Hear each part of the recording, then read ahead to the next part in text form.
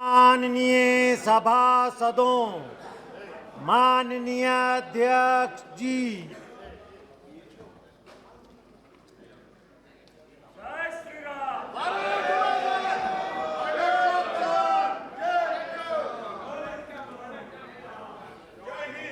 Question number 101, Sri Kalanidhi Veerasamy. माननीय मंत्री जी. Sir, a statement is laid on the table of the House. Honorable member. Sir, the country has a problem where there is unemployment and huge amount of income disparities, sir. We talk about below poverty line families where the total income of a family is only around 30,000 rupees annually. And when we are talking about this, we are selling gas cylinders for 1,000 rupees, and even if you consider the 200 rupees subsidy which is being given, it's about 9,600 rupees, sir. For a family which is earning 30,000 rupees, we talk about the below poverty line families, you are claiming that we are giving gas for so many crores of people. I would like to know, like income tax, you have slabs where you say that up to 7 lakhs, we are not going to charge you any income tax. Honorable member on Sir, question. Sir, question is coming, sir. So I am asking, can you consider giving subsidy for LPG at a much better rate for these BPL families, where it can be given at probably 200 rupees per cylinder for the BPL families, and maybe at a higher rate for higher income Okay, groups? Mantri ji. Thank you. Honorable Speaker, sir, I want to, with your permission, draw the attention of the honorable member to the fact that it was precisely because the capacity to pay for families which are termed as BPL or below poverty line that the Ujjwala scheme was introduced. The Ujjwala scheme, sir, when it was introduced, initially it had 8 crore connections, and these 8 crore connections were provided a good 7 or 8 months before the time. We reissued another 1 crore 60 lakh cylinders under the Ujjwala scheme, where the lady member of the household is presented free of cost a cooking top and a cylinder. Now, during the course of the pandemic, sir, when economic activity had come to a grinding halt at one stage, and then it was slow, and the families who are in the below poverty line categorization were the most severely affected, the government gave 3 cylinders free of cost to those BPL families. Sir, insofar as prices are concerned, I should like to submit through you, sir, to the House, that we import 60% or thereabouts, perhaps even more sometimes, of our requirements, we have to import them. The import price, sir, is linked to what is called the Saudi CP or the Saudi contract price. And the interesting thing is that the Saudi contract price during the last 2 years or so, if we have to use this as a reference period, sir, it has gone up from 250 per metric tons per $250 per metric ton to something like $900 per metric ton. Today also, I think it is around $751 per metric ton. Now, if your import bill is determined by the international price, then it is very interesting to analyze what the government did. Because the government is sensitive to the requirements, sir, of the consuming population, particularly, as the honorable member says, to the most vulnerable, we did not allow the cost of domestic LPG to increase. Saudi contract price, sir, went up 333%, and yet the price increased was very small for the domestic thing. In May 2022, precisely as the honorable member states, we introduced a 200... माननीय मंत्री जी, संक्षिप्त में. Sir, I would like to complete this. आपको इजाजत नहीं दी, आप इनका जवाब मत दिया करें. 200 एक बात सुन लें, प्लीज बैठें, एक बैठें. प्लीज बैठे मंत्री।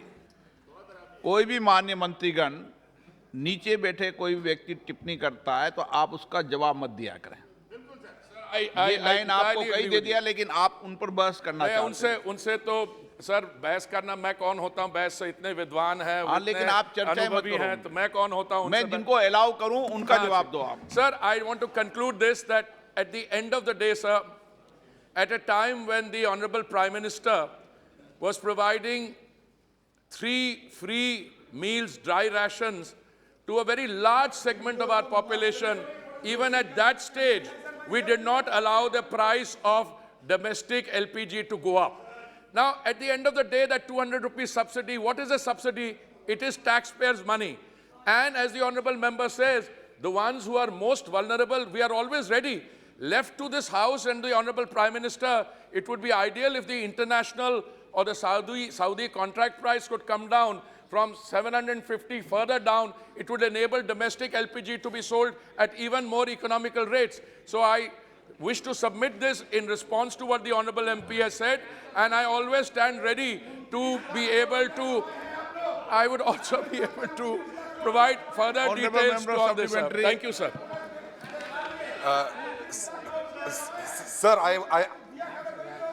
I was only trying to reiterate that 33% of a family's income goes towards gas is probably not acceptable, and how it can be alleviated. My next question is, what is the status of your investment in Mozambique, sir, where there is a huge project which is taken by Total, and there are some unrests over there, and if that happens, probably gas can be made a lot more cheaper in India. So I would like to know what is the status of the project which is happening in Mozambique.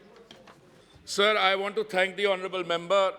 It is my understanding that at least the context that I have set out and the international situation.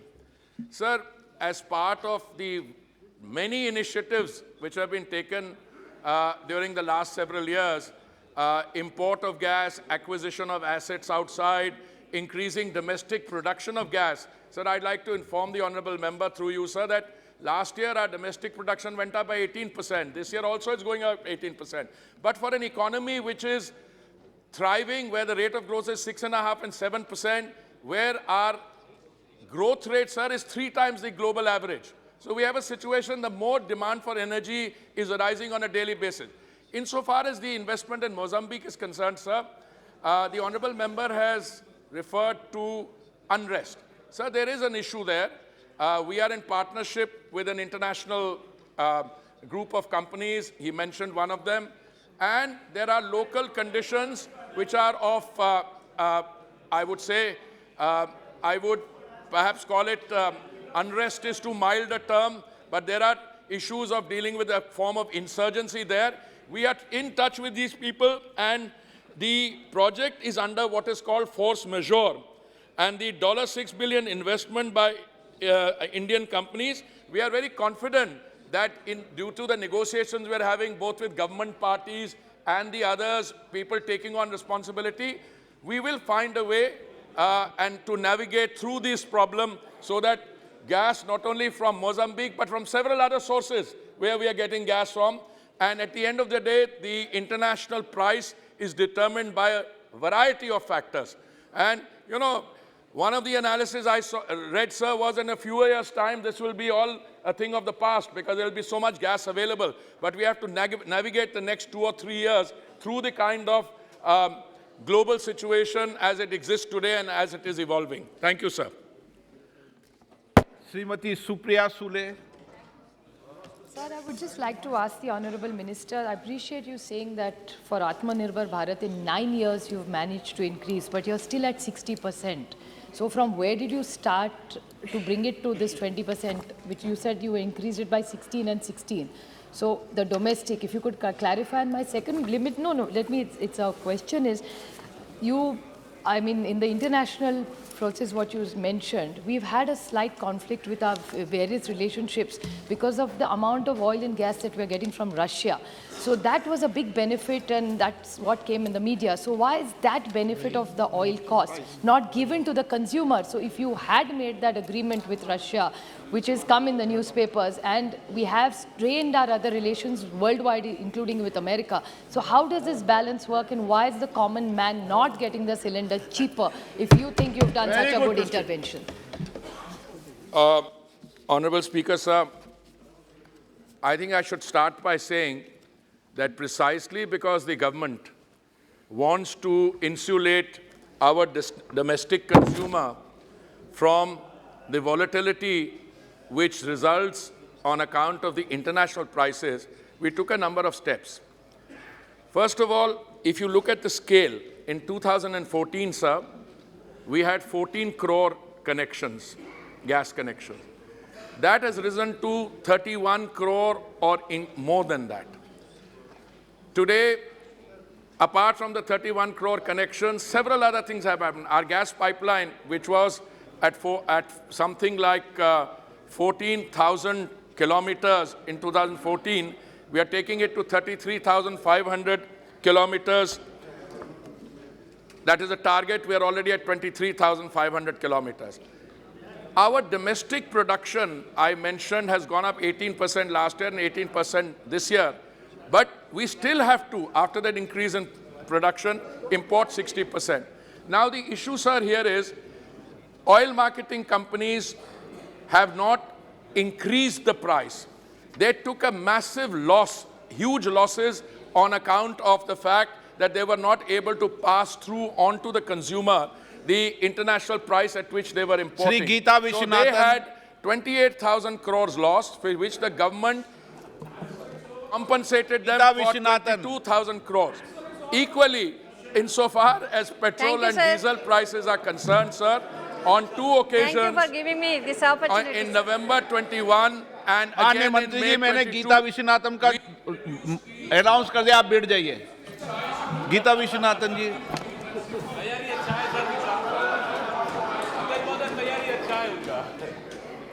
Thank you, sir. Ram I convey my thanks to Honorable Minister for more and more connections given to under Ujjwala scheme, sir. Thank you. But I would like to know from the Honorable Minister, it is estimated that rural household with LPG connections are spending 6.7% of their income on fuel, which was 40% than the amount they were paying. Honorable member, before short में। shifting to LPG, thereby forcing them to make unfair choices about their basic standards of life. I would like to know from the Honorable माननीय Minister. मंत्री जी, माननीय मंत्री जी, माननीय सदस्यगण, मैं आपसे फिर आग्रह कर रहा हूं, अपना क्वेश्चन शॉर्ट में पूछो, नहीं तो जितना लंबा क्वेश्चन पूछोगे माननीय मंत्री जी उतना डबल जवाब देंगे। I must seek, sir, I'm happy to provide a shorter answer, provided to know what the question is. Sir, insofar as rural household spending is concerned, sir, I again reiterate, the government has taken a number of steps and very effective to insulate the consumer by bringing the price of petrol and diesel. They have not gone up since 6th April last year. Throughout the world, the increases are astronomical. In India, petrol and diesel prices in the OMC pumps have not gone up since 6th April of 2022. I think this point, sir, needs to be appreciated. Equally for gas, we have not allowed the increase in the Saudi contract price to be reflected in the domestic price. Sir, it is so easy to get excited and talk about things. The ground situation is India stands out as a shining example where the consumer has not had to face the increase in the global volatility and price increases. As I said, on 6th April 2022, petrol and diesel prices have not gone up in India, whereas they have shot up. You only need to look at what is happening in our neighboring countries. In one country, after 8 o'clock, you can't switch on the electricity because there is no energy. In another country, equally for gas, if the international price comes down, we are still willing, and if we need to look at the issues, equally, let me say, those who are recipients of or beneficiaries of Ujjwala, their consumption has gone up. Occasionally hear statements saying people don't take benefits. Average under Ujjwala, sir, is 3.68 cylinders in a thing. So think it has gone up very fast. And even those who earlier were not taking refills are now taking more and more refills. Question number 102 Shri Manoj Tiwari ji. धन्यवाद अध्यक्ष जी। मैं मंत्री जी से जानना चाहता हूं कि खादी और ग्रामोद्योग आयोग द्वारा उत्पादित खाद्य उत्पादों की गुणवत्ता में सुधार करने के लिए सरकार द्वारा कार्यान्वित की जा रही योजनाओं। Question number 102। क्वेश्चन माननीय मंत्री। अध्यक्ष महोदय, उत्तर सभा पटल पर रख दिया गया। माननीय सदस्य, मैं मंत्री जी से जानना चाहता हूं कि खादी और ग्रामोद्योग आयोग द्वारा उत्पादित खाद्य उत्पादों की गुणवत्ता में सुधार करने के लिए सरकार द्वारा कार्यान्वित की जा रही योजनाओं का ब्यौरा क्या है और पिछले 3 वर्षों में खादी क्षेत्र के आधुनिकीकरण के लिए कोई वित्तीय सहायता प्रदान की गई है क्या? माननीय अध्यक्ष महोदय, खादी विकास सुधार कार्यक्रम के अंतर्गत जो खादी में सुधार किया गया है, हमारा under khadi development and reform program के अंतर्गत खादी उत्पादों की गुणवत्ता सुनिश्चित करने के लिए 2013 में खादी मार्क की शुरुआत की गई थी। खादी मार्क न केवल खादी उत्पादों की वास्तविकता की गारंटी देता है, बल्कि खादी को ऐसे ब्रांड के रूप में बढ़ावा देता है जो सामाजिक, सांस्कृतिक, पर्यावरण संबंधी मूल्यों को दर्शाता है। माननीय सभापति महोदय, खादी विकास योजना के विज्ञान और प्रौद्योगिकी घटक के अंतर्गत उत्पादों की गुणवत्ता बढ़ाने, कारीगरों की उत्पादकता और आय में वृद्धि करने, मानव परिश्रम को कम करने, बाजार की मांग के अनुसार नए उत्पादों को विकसित करने तथा स्थानीय कच्चे माल का कुशलतापूर्वक उपयोग करने के लिए विभिन्न अनुसंधान विकास कार्यक्रम चलाए गए हैं। माननीय मंत्री जी ने बहुत विस्तार से जवाब दिया है और मैं उसके लिए आभार प्रकट करता हूं। मगर मेरा एक पूरा प्रश्न है, जैसे हमें भारत के यशस्वी प्रधानमंत्री जी के सोच और विज़न जो खादी के लिए है उस पर बहुत गर्व है अध्यक्ष जी, और हमें पता है कि इसी के कारण आज युवाओं में खादी फैशन ट्रेंड कर रहा है। 2-3 बातें बहुत महत्वपूर्ण है जो हमें डेटा में मिला है कि इस समय निफ्ट के समान ही खादी भी फैशन वर्ल्ड की पसंद बन रही है अध्यक्ष जी, और खादी क्षेत्र के कामगारों की आर्थिक स्थिति को सुधारने के लिए प्रधानमंत्री जी बहुत चिंतित रहते हैं, जैसे युवाओं में खादी ट्रेंड हो वैसे ही। और मुझे एक अच्छी बात और आई है कि खादी ग्रामोद्योग केंद्र के जो अध्यक्ष हैं वो गांव-गांव प्रवास भी कर रहे हैं। पर मेरा प्रश्न है कि मंत्री जी बताएंगे कि जैसा वर्षों से जो गरीब कामगार हैं जो इस खादी को बनाने में सूत काटते हैं, जिनके लिए प्रधानमंत्री जी हमेशा चिंतित रहते हैं कि इनकी आर्थिक स्थिति अच्छी हो, क्या उनका वेजेस बढ़ाने का कोई प्रावधान है, कोई योजना है, उसमें जानकारी चाहता हूं।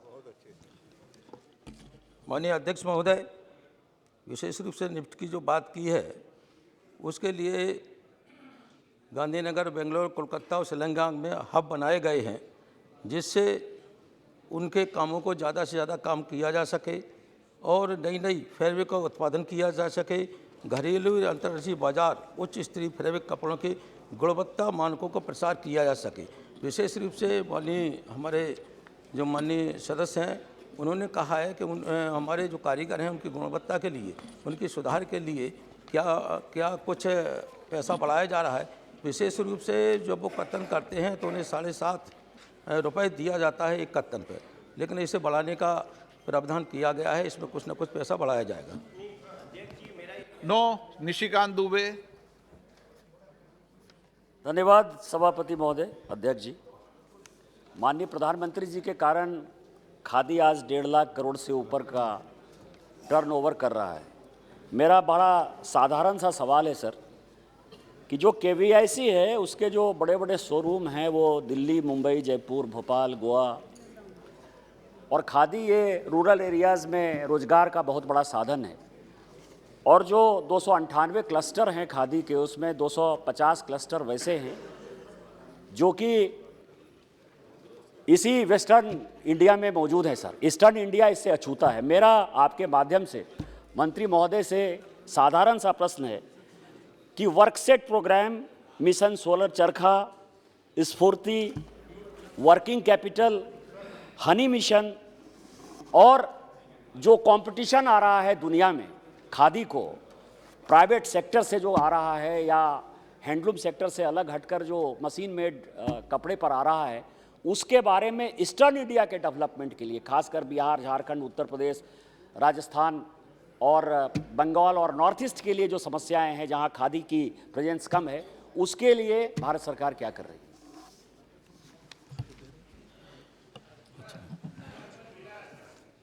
अध्यक्ष महोदय, सम्मानीय सदस्य ने जो प्रश्न पूछा है उसके बारे में मैं कहना चाहता हूं। खादी का विस्तार के बारे में माननीय पंतप्रधान जी का इस विभाग पर अच्छे तरह से ध्यान है। खादी का विस्तार होने के लिए काफ़ी तरह की योजना है, आज तक शुरू हो गई है, उसका संदर्भ अभी अभी राज्य मंत्री ने दिया है। क्लस्टर के बारे में जो राज्य में जिस इलाके में क्लस्टर अभी तक पहुँचे नहीं है, वहाँ क्लस्टर देने के प्रयोजन सरकार कर रही है और रोजगार भी बढ़ाने का कोशिश है। खादी से रोजगार बढ़ाने की कोशिश करने के लिए ये प्रावधान किया जाता है और खादी में अलग अलग योजना, गुणवत्ता में सुधार, चरकों में जो सुधार, इसमें इस कौशल्य विकास के माध्यम से आधुनिक टेक्नोलॉजी के वजह से ये खादी में सुधारने का काम चालू है और ज़्यादा रोजगार निर्माण करके उत्पादन खादी के कामगार को बढ़ाने की कोशिश चली है। श्रीमती कनिमो जी। Sir, we know that the Khadi craftspeople and the weavers have been really affected during COVID.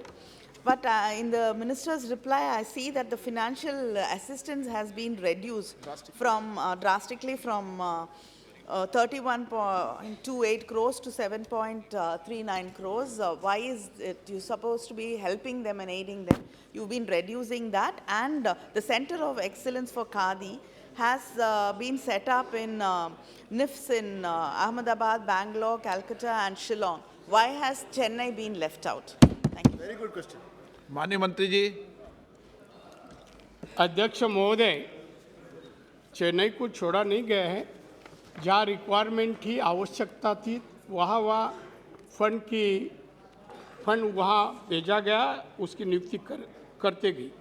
19-20 में 31 करोड़ दिए गए थे, 20-21 में 12 करोड़ दिए गए थे, 21-22 में 7 करोड़ दिए गए। एक जो अमाउंट कम होती गई है, वो उसी समय बैंक के माध्यम से जो लोन मिले थे 150 करोड़, आज भी 145 करोड़ इस डिपार्टमेंट के बाद बैलेंस है।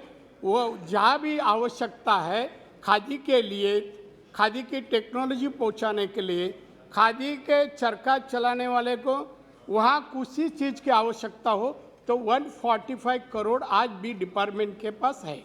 श्री बी मेहताब जी।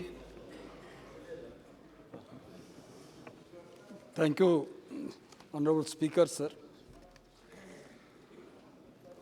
खादी एक इमोशनल कनेक्शन हमारे सब के साथ, सब परिवार के साथ है। हैंडस्पन खादी, यही उसकी खूबियत है और इसलिए मैं जानना चाहता हूँ, एक तो प्रोडक्शन और दूसरा मार्केटिंग। प्रोडक्शन के ऊपर ज़्यादा जोर हम दे रहे हैं या मार्केटिंग के ऊपर ज़्यादा जोर दे रहे हैं? आपका उत्तर आएगा, हम दोनों पर दे रहे हैं। पर अगर आप विस्तार से जाएं, प्रोडक्शन इस कई सालों में कहाँ कहाँ बढ़ी है और किस चीज़ों पर बढ़ी है? Khadi was supposed to be a poor men's dress और poor women's dress, पर हम इसको मिडिल क्लास और कंज्यूमर दुकान के जरिए इसको बिकने के लिए काफ़ी कोशिश कर रहे हैं। तो हमारी प्रायोरिटी क्या है मार्केटिंग के हिसाब से और प्रोडक्शन के हिसाब से? जैसे निशिकांत जी ने कहा और कानीमोड़ी जी ने अभी कहा कि ज़्यादा से ज़्यादा पैसा आपके पास रहने से कुछ फ़ायदा नहीं होगा। आपको अगर डिस्ट्रीब्यूट करना है, स्टेट वाइज डिस्ट्रीब्यूट ना करें पर रीजन वाइज इसको डिस्ट्रीब्यूशन अगर सही ढंग से हो तो ये ज़्यादा महत्व रखेगा। इस सिलसिले में मैं सरकार की मनीषा जानना चाहता हूँ। माननीय मंत्री जी। अध्यक्ष महोदय, माननीय सदस्य महोदय ने जो प्रश्न पूछा है, खादी तो आम आदमी या आम कामगार गरीबों के लिए रोजगार प्राप्त करने के लिए एक खादी के माध्यम से काम किया जाता है। खादी में सुधार हो, ज़्यादा से ज़्यादा कामगार को रोजगार मिले, अच्छा उत्पन्न मिले, इसमें कोशिश में सरकार काम कर रहा है। जहां आवश्यकता है इसमें काफ़ी स्किल डेवलपमेंट के माध्यम से भी हम सुधार कर रहे हैं। और जो बेस है खादी शुरू किया जिस कारण से वो बेस शुरू रहे, क्वालिटी वाइज खादी अच्छा निर्माण होवे, और मार्केटिंग इसलिए कर रहे हैं कि उसे मार्केटिंग करेंगे। जो कामगार खादी बनाते हैं, कपड़ा बनाते हैं, वो मार्केटिंग करने के बाद ही उनको पैसा आ जाएगा। तो हमारा ध्यान खादी में रोजगार देना है, कामगारों को पर कैपिटा इनकम में किस तरह से सुधार हो, यह हमारा सरकार का उद्देश्य है। क्वेश्चन नंबर 103 is मोहन भाई कुंडारिया। माननीय मंत्री जी। Sir, a statement is laid on the table of the House. माननीय सदस्य।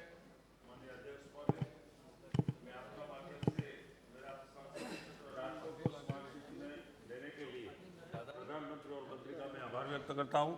खास करके राजकोट स्मार्ट सिटी में 71 प्रोजेक्ट परियोजना में स्टार्ट किया था, उसमें से 33 परियोजना पूर्ण हुई है। 38 परियोजना का काम चालू है। सरकार की 2017 से 2023 तक 5 वर्ष की परियोजना था।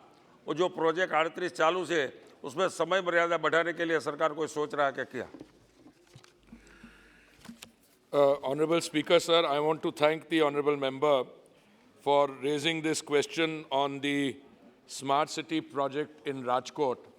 और जैसे माननीय सांसद ने कहा, यहाँ पे राजकोट में टोटल 71 प्रोजेक्ट हैं 2161 करोड़ के कॉस्ट के लिए। इसमें 33 प्रोजेक्ट ऑलरेडी कंप्लीट हो गए हैं 803 करोड़ के, और 38 प्रोजेक्ट जो हैं 1355 करीब करोड़ के, which is work in progress.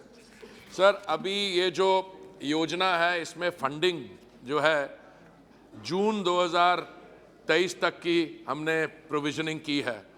और जिस तरीके से राजकोट में काम हो रहा है, माय असेसमेंट सर इज के Rajkot is one of the more successful amongst the successful smart city projects.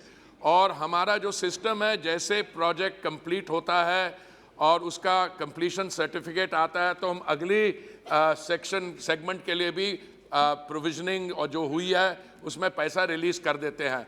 तो मुझे पूरी उम्मीद है कि अब से लेके जून तक जो भी हमारे पास समय है उसमें हम इनकरेज करेंगे राजकोट की smart city special purpose vehicle को। और जो भी ओवरसाइट हो रही है, हम स्टेट गवर्नमेंट भी इसमें ओवरसाइट करती है। जो 6 उनकी स्मार्ट सिटीज़ हैं गुजरात में, हम केंद्र सरकार से भी करते हैं। और हमें विश्वास है कि काम समय से पूरा हो जाएगा, और इसके लिए हम उनको इनकरेज करते रहेंगे। माननीय अध्यक्ष महोदय, गुजरात में स्मार्ट सिटी में शहर को चयन किया है। नेक्स्ट प्रोजेक्ट में गुजरात में नया कितना शहर में वो प्रोजेक्ट का लाभ मिलेगा? देखिए सर, केंद्रीय सरकार की तरफ से जो फंडिंग है स्मार्ट सिटीज़ प्रोजेक्ट्स के लिए, वो है टोटल हमारी तरफ से 500 करोड़, और 500 करोड़ उसमें से राज्य सरकार की तरफ से आना है। और बाकी जो पैसा है पब्लिक प्राइवेट पार्टनरशिप के प्रोजेक्ट्स के थ्रू और बाकी। Sir, the central government stands ready to cooperate in for all the 100 smart cities. सब जगह integrated command and control centre बन गए हैं। अगर कुछ और भी ज़रूरत हो, पर अभी तक जो स्मार्ट सिटीज़ प्रोजेक्ट्स की फंडिंग है सर, वो अभी सिर्फ इन 100 के लिए है। और अभी अगर कुछ स्टेट गवर्नमेंट्स अपनी तरफ से कुछ सिटीज़ को स्मार्टिफाई करना चाहते हैं, जैसे कई सरकारों ने किया है, राज्य सरकारों ने, तो हम उसको इनकरेज करेंगे। क्वेश्चन नंबर 112 भी क्लब किया जाता है। माननीय मंत्री जी 112 क्लब कर रहे हैं, स्मार्ट सिटी का क्वेश्चन है। श्री अर्जुन मीणा जी। धन्यवाद अध्यक्ष महोदय। माननीय मंत्री जी ने नहीं, पहले क्वेश्चन नंबर 112 बोलो। Question number 112। माननीय मंत्री ji. Sir, a statement is laid on the table of the house. माननीय सदस्य। धन्यवाद अध्यक्ष महोदय। माननीय मंत्री जी ने काफ़ी विस्तृत से देश में स्मार्ट सिटी के बारे में विस्तृत से उत्तर दिया है। मैं राजस्थान के उदयपुर स्मार्ट सिटी के बारे में लगभग 127 परियोजना का कार्य पूर्ण हो चुका है और 1371 करोड़ रुपए खर्च हो चुके हैं। 9 परियोजना का कार्य चल रहा है। मैं माननीय मंत्री जी से पूरक प्रश्न पूछना चाहता हूं, क्या मंत्री जी स्मार्ट सिटी उदयपुर में आने जाने वाले लोगों के लिए जाम लगता है बार बार, उसको निजात पाने के लिए उदयपुर सिटी रेलवे स्टेशन से कोट चौराहे तक एलिवेटेड रोड बनाने की मंशा रखते हैं क्या? धन्यवाद। कोई मंत्री जी के पास कोई नक्शा थोड़ी लगा, एक एक रोड का बता देंगे भाई। आप तो जनरल क्वेश्चन पूछो ना, इस रोड से ऑनरेबल स्पीकर सर, सबसे पहले तो मैं उदयपुर की जो स्मार्ट सिटी है, मैं उनको बधाई देना चाहता हूं। नेशनल रैंकिंग में आज वो 5वें स्थान पे है and it's a very successful smart city project. पर मैं with due modesty, I also want to say, sir, that Udaipur is one of the most beautiful cities. Or even before the smart city project commenced in June 2015, Udaipur already had a very heavy footfall of tourists visiting the many beautiful locations there. And I am personally, I've greatly benefited from these visits. Sir, जो smart city projects में individual projects take up किए जाते हैं, वो state की तरफ से आते हैं। और इस समय मैं समझता हूं कि जो उदयपुर में आप देखिए तो 127 projects, work has been completed 1372 crore. Work order stage पे 9 प्रोजेक्ट्स हैं 257 करोड़।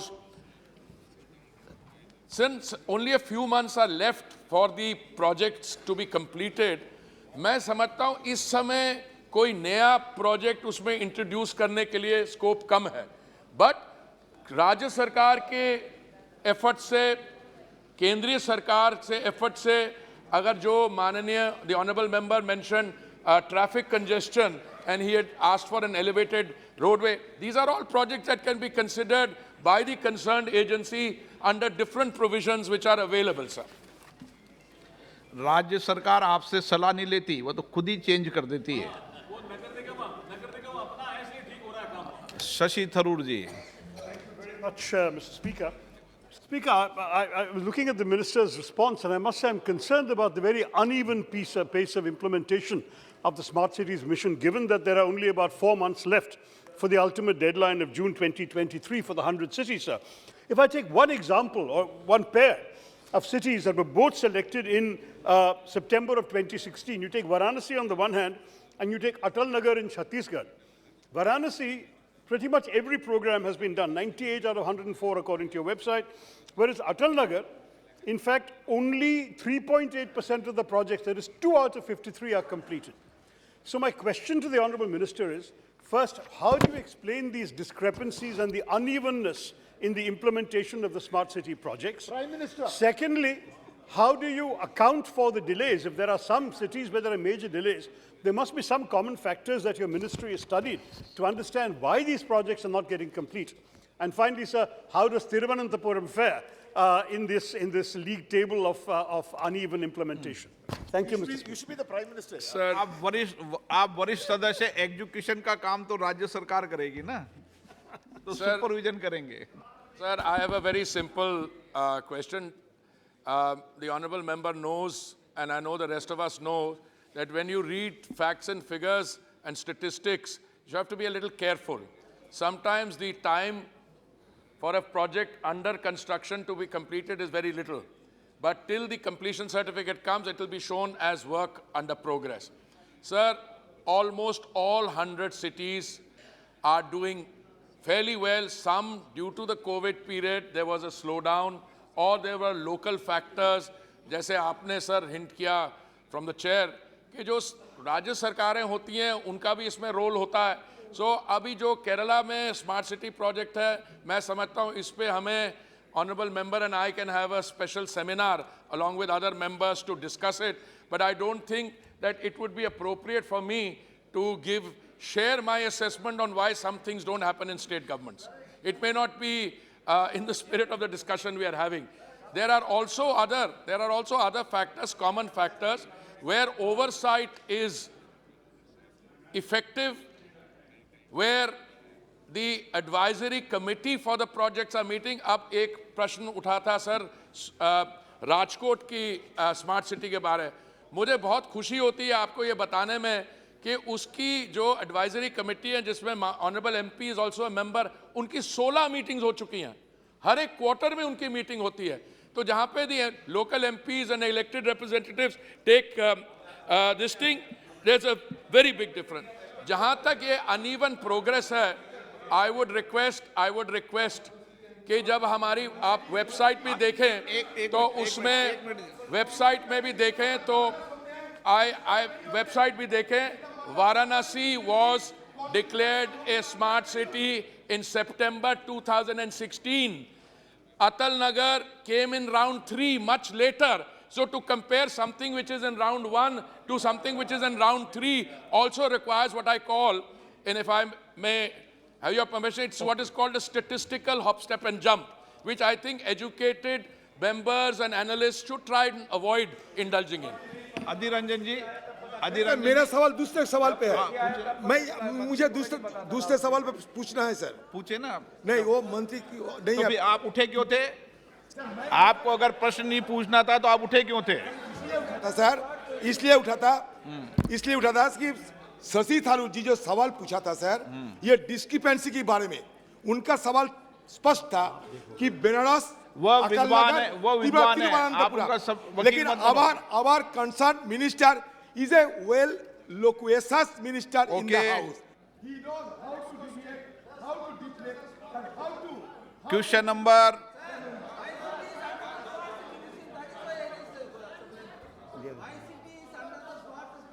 स्मार्ट सिटी तो 100 मेंबर ऑफ पार्लियामेंट की 100 को अलाउ कर दूंगा क्या?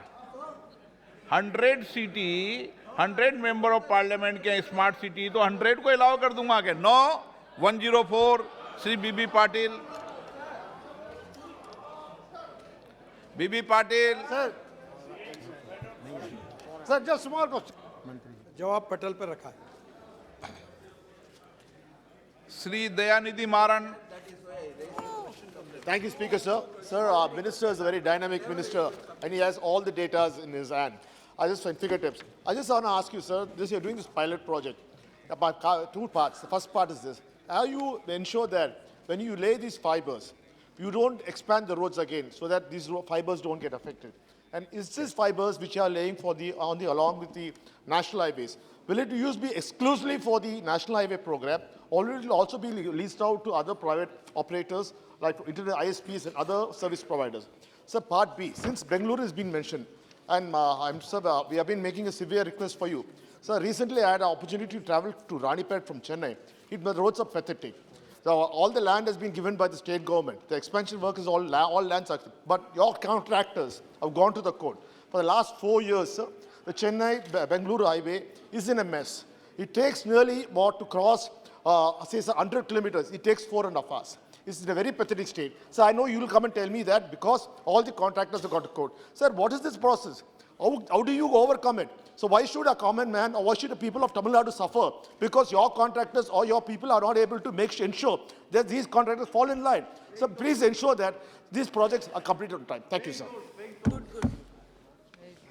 Honorable Chairman, sir, basically the problem related with the Chennai-Bangalore Express Highway, I just got opportunity to visit on the site.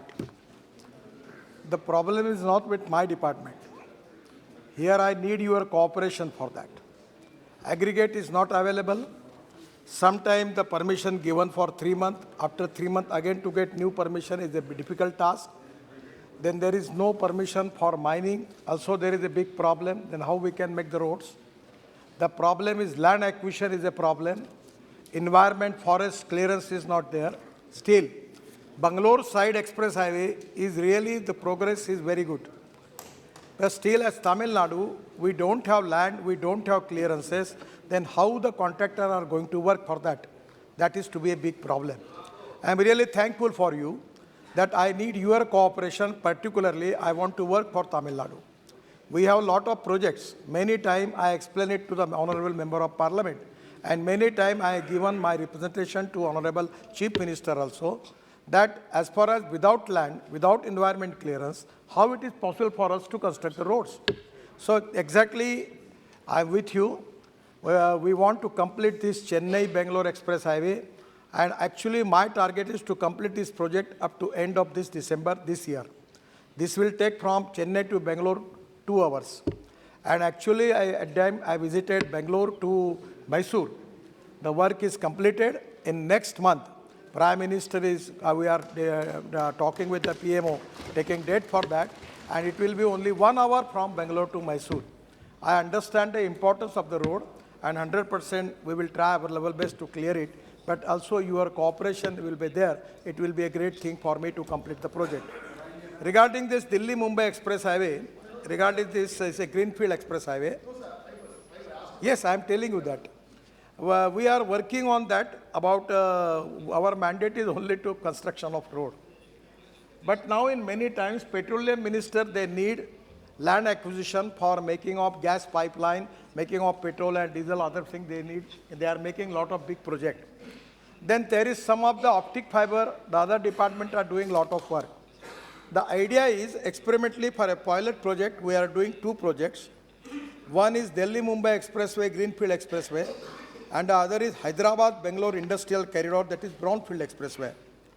We have already appointed the agency Andhra Pradesh Urban Infrastructure Asset Management Limited, appointed by our NHLML, that is the organization in our NHI. And now the planning is that the cost is very high, because it comes in crores, 6 to 7 crore rupees per kilometer. The idea is we can make a duct where we can make a petroleum pipeline, we can make IT fiber line. Also there will be pipe, PVC pipe or the LDP pipe or HDP pipe for using for optic fiber cable.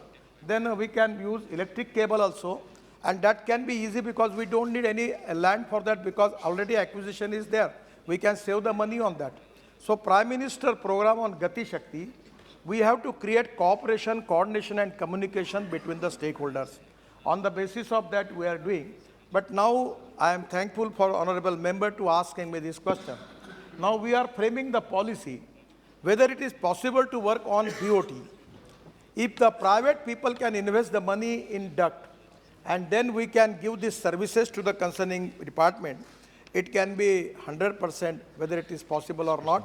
But because of today, when I was taking the briefing, we have taken a decision to formulate the policy on PPP mode. If it is not economically viable on PPP mode, we can make it in hybrid annuity mode. We will finance some subsidy for that. But this is the need of the hour, because as far as the target of our government is concerned, regarding the popularity of internet and other things, it is very important. And I feel that this is the time that our target is to make the optic fiber cable up to 50 lakh kilometers. So we need to connect villages also. And because of 5G also, there is a great importance for that. We are working on the process, but basically my mandate is only for road construction. That is with the IT ministry and other ministries are there. But we have the land is ready. In Delhi-Mumbai Express Highway, we have a land available 120 meter. The one lane is only 3.5 meter. We are first stage making only 8 lane. We can go up to 16 lane. Still, we can give land for bullet train. Today, tomorrow, even if they want to start bullet train work from Delhi to Mumbai, land is available. We are also thinking on line of Hyperloop and something. And also the Delhi-Jaipur highway. The first time, the Prime Minister is going to inaugurate at 12, where we are planning for making of e-highway. From Delhi to Jaipur, the electric cable will be there. and the futuristic technologies are concerned, the idea is our truck and buses like the train, they're taking the advantage of that cable and going through Delhi to Jaipur. We are working on that, and that is also a first pilot project. I don't know whether how it can going to be get success, but it is a first trial for that. I'm very much thankful for you for asking me this question. And again, I'm humbly request you, all member of Tamil Nadu, in your constituency regarding NHI work, please cooperate us. We want to do it. Question number 105 Shrimati सजदा अहमद। माननीय मंत्री जी। उत्तर सदन के पटल पे रखा गया है माननीय अध्यक्ष महोदय। श्री अधीर रंजन चौधरी जी। सजदा अहमद तो आई नहीं ना। सर मेंबर नहीं है सर। अच्छा sir, the issue is that the question that has been raised under part 2, I mean B, whether the government has taken note that the huge virtual water trade of India is a great concern for water security, and if so, the details thereof. In your reply, in part B, you just check it out that this has not been spelled out in an elaborate manner.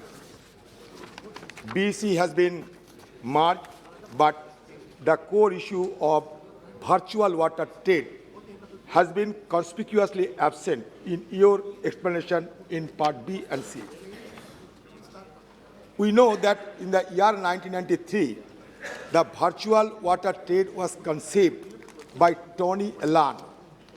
The name itself implies import and export of hidden water in various products.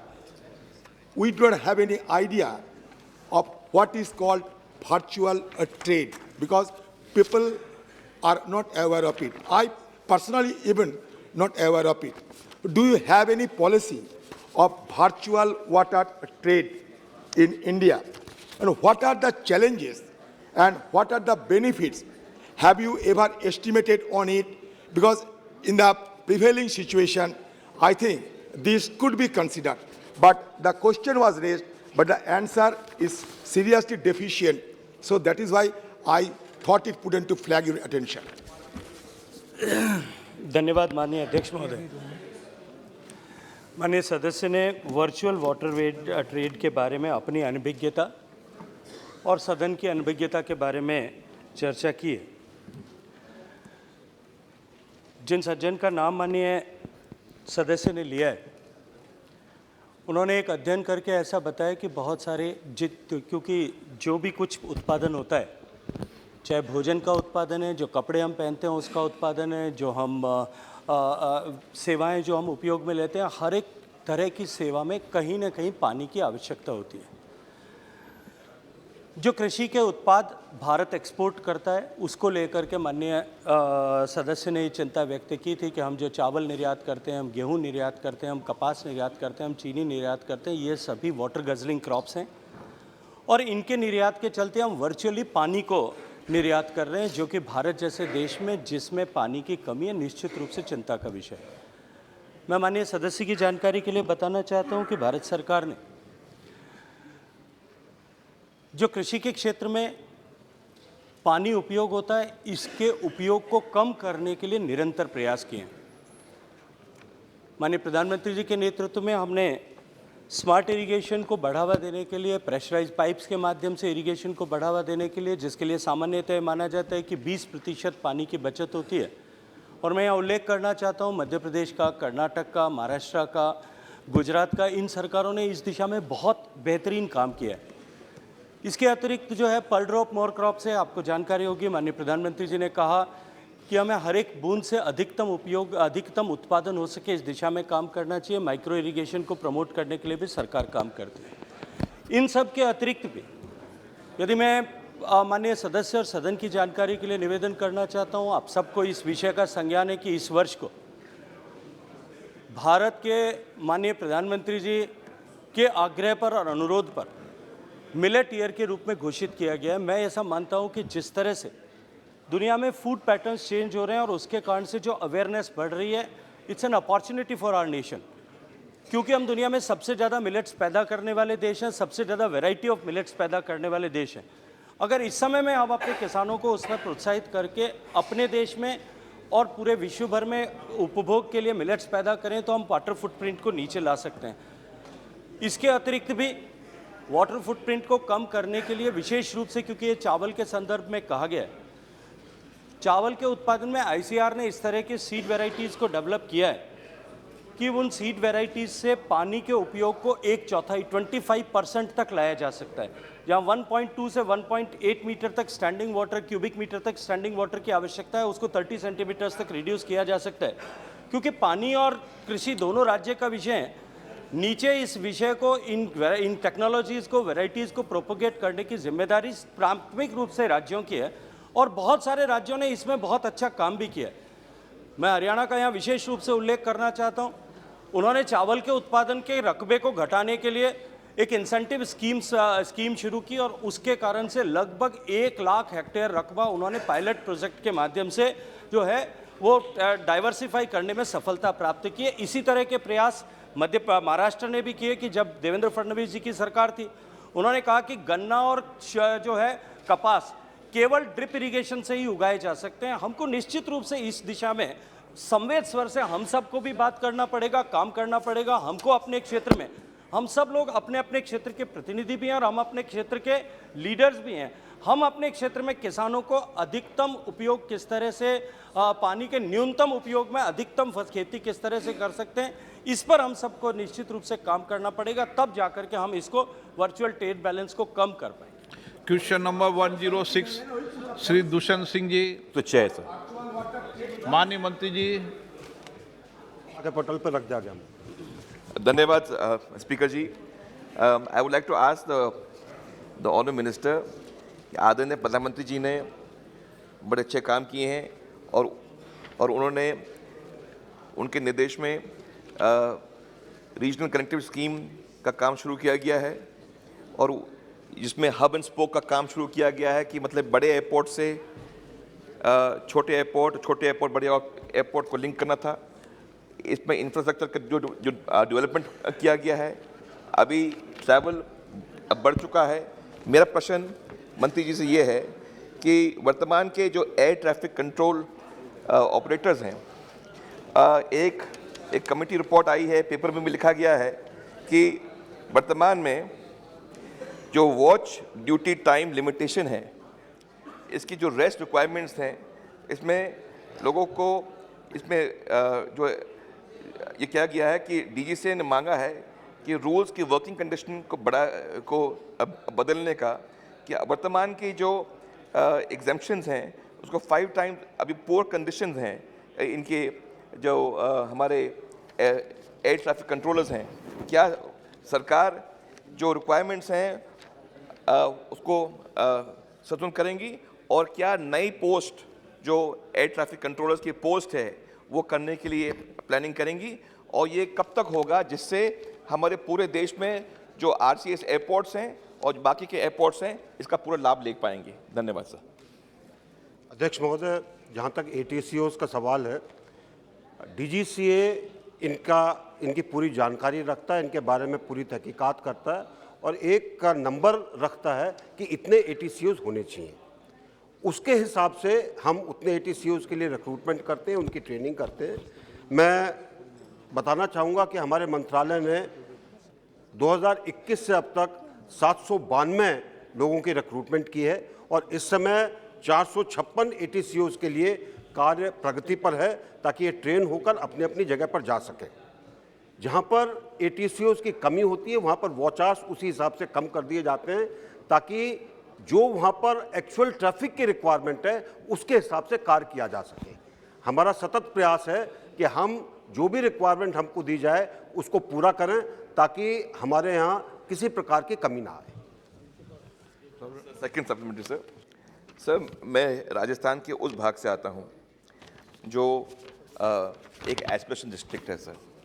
Sir, Jhalawar और बारा में हमारे झालावाड़ का जो airport बनने जा रहा है वो राजस्थान का सबसे बड़ा एयरपोर्ट बनने जा रहा है। मैं माननीय मंत्री जी से मैं जानना चाहता हूँ कि जहाँ हाड़ौती में, जैसे आपका क्षेत्र आता है, आपके क्षेत्र में भी एयरपोर्ट बनना चाहिए, हमारे क्षेत्र में भी एयरपोर्ट बनना चाहिए, हाड़ौती में के साथ साथ पूरे राजस्थान में एयरपोर्ट बनना चाहिए।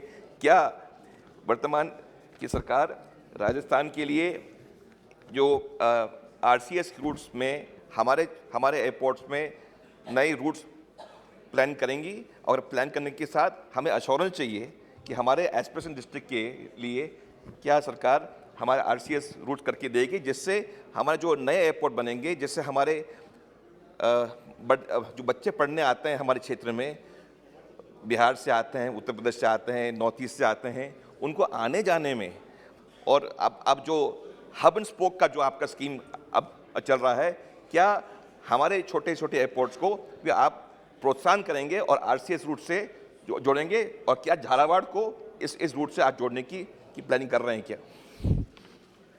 अध्यक्ष महोदय, जहाँ तक का आरसीएस या उड़ान का सवाल है, सबसे पहली चीज़ तो मैं कहना चाहूँगा कि एक ऐसी स्कीम है जिससे कि उड़ान और हवाई जहाज से चलने का डेमोक्रेटाइजेशन हुआ है।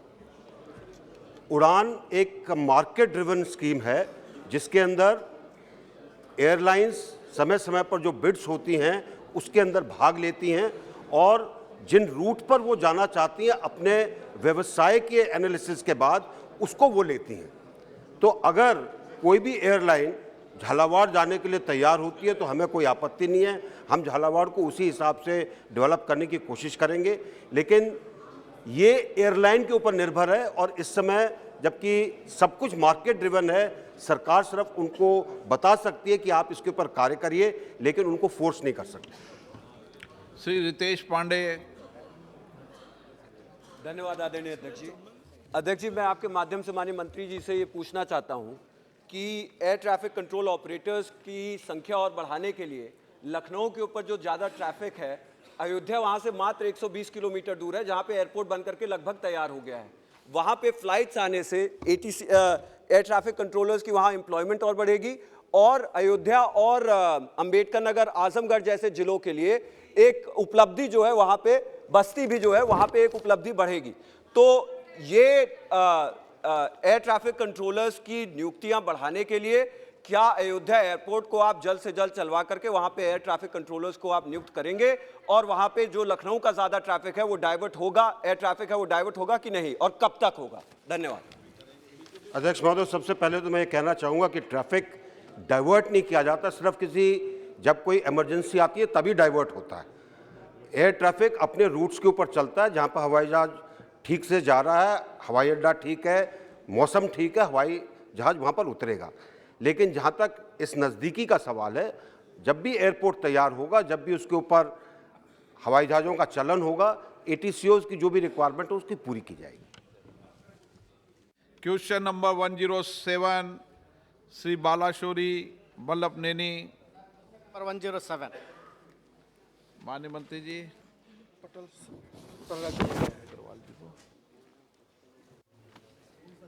Sir, the allocation for education empowerment of minorities has come down in 2022 to 24. It came down from rupees 2,515 crores in budget estimate of 2022-23 to rupees 1,689 crores in 2023-24. It means you are spending less money for education empowerment of minorities in 2023-24. Is it true? What is the reason for behind to reduce this much of amount? माननीय अध्यक्ष महोदय, सरकार ने कौशल विकास और उद्यमिता मंत्रालय, सामाजिक न्याय और अधिकारिता मंत्रालय एवं वस्त्र मंत्रालय, संस्कृति मंत्रालय, महिला एवं बाल विकास मंत्रालय और ग्रामीण विकास मंत्रालय के विभिन्न योजना के माध्यम से अल्पसंख्यक, विशेष रूप से आर्थिक रूप से कमजोर और सामाजिक के रूप क्रम विशेष अधिकारी प्राप्त वर्ग सहित हर वर्ग के कल्याण और उत्थान के लिए विभिन्न योजना को लागू किया। अल्पसंख्यक कार्यालय मंत्रालय केंद्रीय रूप से अधिसूचित 6 अल्पसंख्यक समुदाय के लिए सामाजिक, आर्थिक और शैक्षणिक सशक्तिकरण के लिए विशेष रूप से देश भर में विभिन्न योजनाओं को लागू करता है। पिछले 5 वर्ष के दौरान मंत्रालय द्वारा कार्यान्वित शिक्षण शक्तिकरण योजना, मैट्रिक पूर्व छात्रवृत्ति योजना, मैट्रिक उत्तरोत्तर छात्रवृत्ति योजना, मैट्रिक संसाधन अतिरिक्त योजना, रोजगार का आर्थिक सशक्तिकरण योजना, प्रधानमंत्री पीएम आवास योजना, जैसे हम लोग अल्पसंख्यक को ऋण प्रदान करने हेतु राष्ट्रीय अल्पसंख्यक विकास एवं वित्त निगम NFDFC को नियुक्ति करते हैं। विशेष योजना जियो फारसी, भारत में फारसियों का आबादी में हो रही गिरावट को रोकने के हेतु योजना, कौमी वक्फ बोर्ड योजना। प्रश्नकाल समाप्त। मान्य, अब जवाब तो 1 घंटा बोलते 1 घंटा चलाता है क्या? मान्य सदस्यगण, मुझे कुछ विषयों पर स्थगन प्रस्ताव की सूचना प्राप्त हुई है। मैंने किसी भी स्थगन प्रस्ताव की सूचना अनुमति प्रदान नहीं की।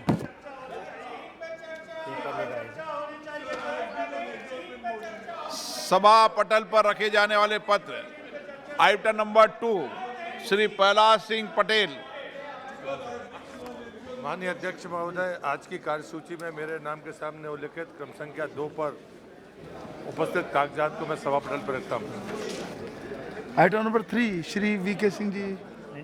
महोदय, आपकी अनुमति से मैं संशोधित कार्यसूची के क्रम संख्या 3 पर मेरे नाम के सामने उल्लिखित पत्रों को सदन के पटल पर रखता हूँ। आइटम नंबर 4 श्री कृष्णपाल जी। आदरणीय सभापति महोदय, मैं आपकी अनुमति से आज की संशोधित कार्यसूची में क्रम संख्या 4 पर मेरे नाम के सामने उल्लिखित दस्तावेज सदन के पटल पर रखता हूं। आइटम नंबर 5 श्री भानु प्रताप सिंह वर्मा जी। माननीय सभापति महोदय, आपकी अनुमति से आज की संशोधित कार्यसूची में क्रम संख्या 5 पर मेरे नाम के आगे उल्लिखित कागजात को सदन के पटल पर रखता हूं। आइटम नंबर 6 श्री अर्जुन मेघवाल जी। धन्यवाद चेयरमैन सर।